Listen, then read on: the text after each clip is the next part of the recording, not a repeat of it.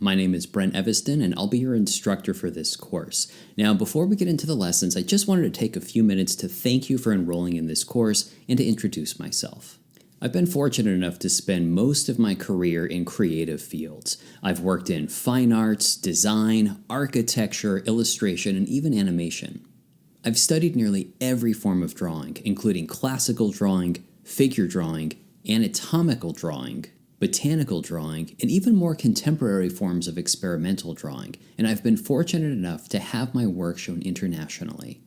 Now, of course, you've just enrolled in one of my online drawing classes, but before I started teaching online, I actually taught drawing for over 20 years in art studios, art schools, museums, galleries, as well as colleges and universities. Over my teaching career, I've worked face-to-face with literally thousands of students of all ages and all skill levels. My online drawing courses are the result of those 20 years of teaching experience.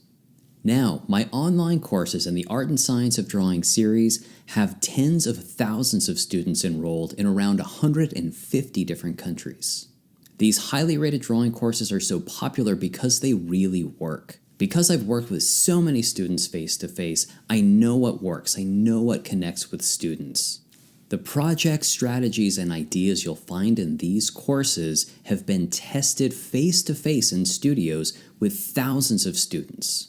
In these courses, I'm thrilled and proud to bring you the most powerful drawing tools and techniques, and I promise if you're willing to put in the practice, you will get better at drawing. Well, thank you so much for enrolling in this course. I'm thrilled to have you as a student. So now, let's get started with the basic skills section of the Art and Science of Drawing series.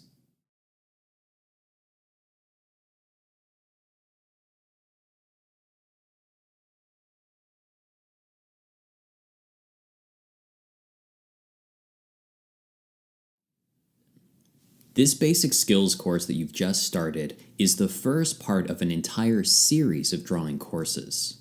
This basic skills course is designed for absolute beginners, people who've always wanted to learn to draw but haven't had the opportunity to get instruction from an experienced instructor. It's going to start off with basics like materials and how to hold the pencil, but by the end of the course, you'll understand how to simplify and draw nearly any subject by first breaking it down into its basic shapes and then slowly adding details. The Art and Science of Drawing series is designed as an 8-week program, with each week focusing on a different skill set. The idea behind this series is that each day you watch one video lesson and then do the recommended practice. Once you've done the recommended practice, you can come back, watch the next lesson, do the practice, and repeat this until you've gone through the entire 8-week series. This basic skills course that you've just enrolled in is the first week of the series. Now, if you're brand new to drawing, I would recommend starting here in this basic skills course, which is the first week of the Art and Science of Drawing series, but once you're done, you can work your way through the rest of the courses in the series. But if you already have some drawing experience, feel free to pick and choose the courses that focus on the topics that you're most interested in. Now, even though the Art and Science of Drawing series was originally designed as an 8-week program, feel free to go at whatever pace works for you. As long as you're doing the recommended practice before watching the next lesson, you should be just fine. Feel free to go at your own pace. I have hundreds, if not thousands, of students who have designed this program to work with their schedule. Some of them just watch one lesson a week and then practice that subject for an entire week before coming to the next lesson. Others do it rather sporadically, but as long as you're going through the lessons in order and doing the recommended practice, feel free to set your own pace for the course. Once you've gone through the basic skills section, here's a quick look at other courses in the series. The second course is Dynamic Markmaking, that explores expression through drawing. Now, the third course in this series is actually weeks 3 and 4, so you get a lot of bonus content in that one. It's called Form and Space, and it'll teach you how to draw volumetrically, how to make your objects look believably three-dimensional in space. The 5th week of the course is called Measuring and Proportion, and it'll show you a whole series of technical measuring techniques that will add a new level of accuracy to your drawings. Week 6 is called Contours, and it'll show you how to use different kinds of line quality to truly give the illusion of depth as well as explore texture. It'll make sure that your drawings have a beautiful sense of line work that goes far beyond just an outline.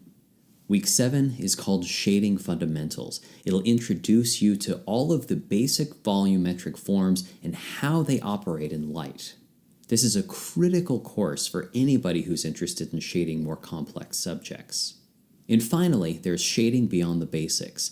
This course will teach you how to take those basic shading skills you learned in the Shading Fundamentals class and apply them to much more complex subjects. And once you've completed the Art and Science of Drawing series, you can move on to the Art and Science of Figure Drawing. It's a whole other series of courses that break down the figure drawing process.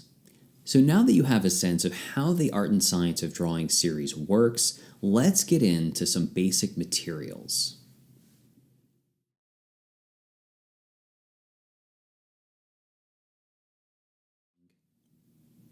One of the things I absolutely love about drawing is that you can start learning with very, very basic materials. Now, before I introduce some basic materials, I want to make sure you understand that you can learn to draw using just about anything. If all you have is a simple number 2 pencil and a lined pad of paper, that's completely fine. What we're teaching in this course is fundamentals that will work with nearly any drawing materials. So if you're on a limited budget, that is totally fine. You can learn to draw by using whatever you already have access to. But if you're interested in a materials upgrade, here's a basic overview of the kinds of materials that I would recommend to draw. There are many different kinds of pencils that you can use while learning to draw.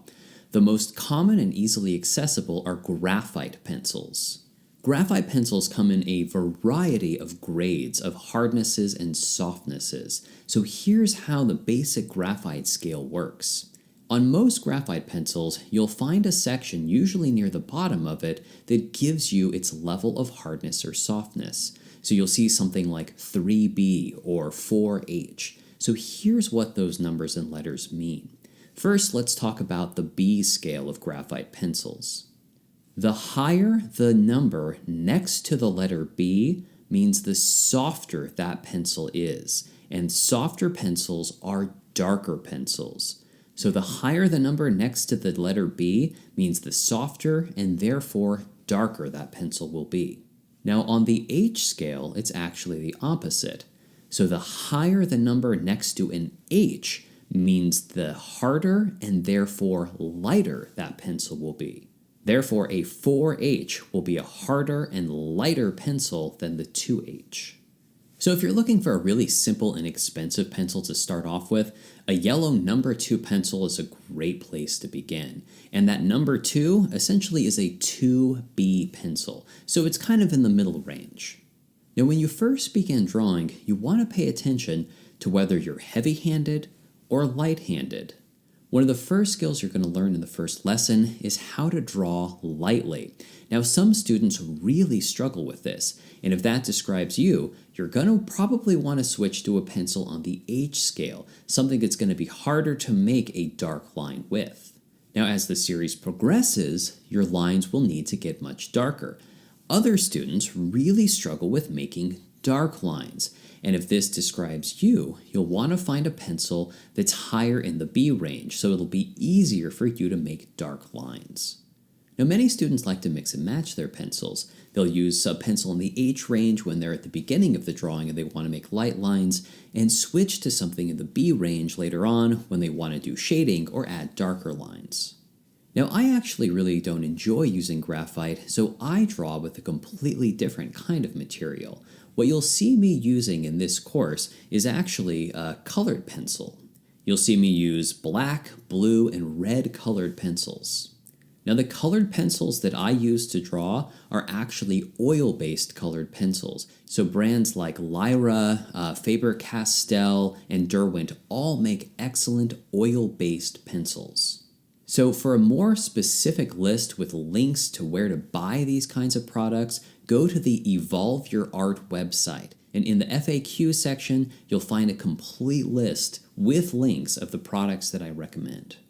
But again, you can start off with very simple materials. You shouldn't feel any pressure to upgrade your materials until you're ready. Now, one of the most common questions I get from students is if they can take this course using digital drawing media. And the answer is absolutely yes. I have an iPad Pro and an Apple Pencil, and there are numerous drawing programs that work great. There are a lot of them out there and they're constantly changing, so you'll want to figure out which drawing program works best for you. But if you're new to digital drawing, try out something like Procreate. It's a great way to start learning to draw. And of course, if you're working on a tablet, you don't need to deal with other kinds of pencil or paper. Now, if you are taking the drawing course with more traditional drawing materials, the next thing you have to understand is paper. Now, this is a beginning course and you're just learning, which means most of the drawing exercises you do not need to be kept. You're not going to be drawing many completed pictures until the end of the course, so that means that most of your practice can simply be discarded or recycled. That means you want paper that's cheap and it does not need to last very long. So for this, we want to use newsprint. Now, I would highly recommend using 18 by 24 inch newsprint.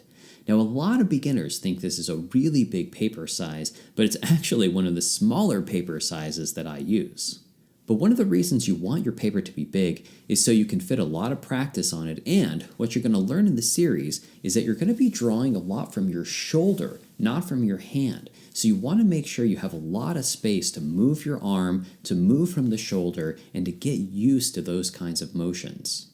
Now, 18 by 24 inch newsprint will come in both smooth or rough pads. It's really just personal preference, but I prefer the smoother newsprint.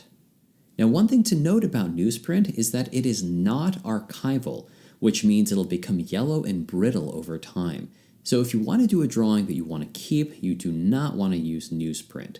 If you want to keep a drawing, or if you want it to last a while, you'll want to switch to white drawing paper that has a low or no acid content. So you'll want white drawing paper that's archival, that's not going to degrade over time. Now, most white drawing paper is archival, but if you have any questions, you can always ask somebody at your local art store or read a product description if you're buying online. It should clearly state whether the paper that you're looking at is archival or not. And of course, once again, if you go to the Evolve Your Art website, I have a complete list of recommended papers with links on where to purchase them. Now, if you're using a big pad of paper, as I would recommend, you'll probably want to get a drawing board. Now, drawing boards, just like everything else, come in a wide range of sizes and qualities. And the first thing is you'll want to make sure you're getting a drawing board that's going to fit with the size of your pad of paper. So if you're using an 18 by 24 inch pad of paper, as I would recommend, you'll want to get a drawing board that is that size or larger. Some drawing boards include clips. Other drawing boards, you'll have to purchase clips, and the drawing boards that I use are actually hollow drawing boards, which means that they're very lightweight, but they don't have clips with them, so you'll want to make sure to get some clips for your drawing pad. I actually use just basic kitchen clips when I'm drawing. Now, many students are surprised to find that I actually discourage the use of erasers while you're beginning to learn to draw. The reason is that most beginning students, if they have easy access to erasers, spend nearly as much time erasing as they do drawing. And what you're going to learn in this course is that nobody gets it right the first time, and those first attempts actually give you a lot of clues on how to proceed in your drawing. If you erase them, those clues are gone. So I'm going to encourage you to use an eraser as little as possible. But if you feel you have to have an eraser, there are two basic kinds. You have a kneaded eraser, which is what I would recommend, and a kneaded eraser is wonderful. You can shape it, you can use it with a light touch, or you can scrub with it, or you can use a vinyl eraser. And a vinyl eraser really takes off a lot more material, but it's a much rougher eraser on the paper. So even if you want to upgrade your materials, the list is still pretty basic. You need some kind of a drawing pencil, a pad of paper, and if your pad of paper is larger, as I'm recommending, you'll probably want to get some kind of a drawing board and make sure you have clips. Now at this beginning stage of drawing, setup is really up to you. You want to make sure that you're set up in a comfortable place. Now, most students, when they're beginning, while they're watching these videos, will actually set up with their drawing board leaned up against the desk that the computer's on. Now, you can also, of course, get an easel, either a tabletop easel or a standing easel, or feel free to lean your drawing board up against a chair that's placed opposite you. There are many different ways you can set up. The important thing is that your drawing board is perpendicular to your line of sight. So you don't want to draw with your paper flat on a table. And the reason is if your paper is flat on the table, unless you're directly above that paper looking down, perspective kicks in and your drawings will become distorted. So you want to make sure, once again, that your drawing surface is perpendicular to your line of sight.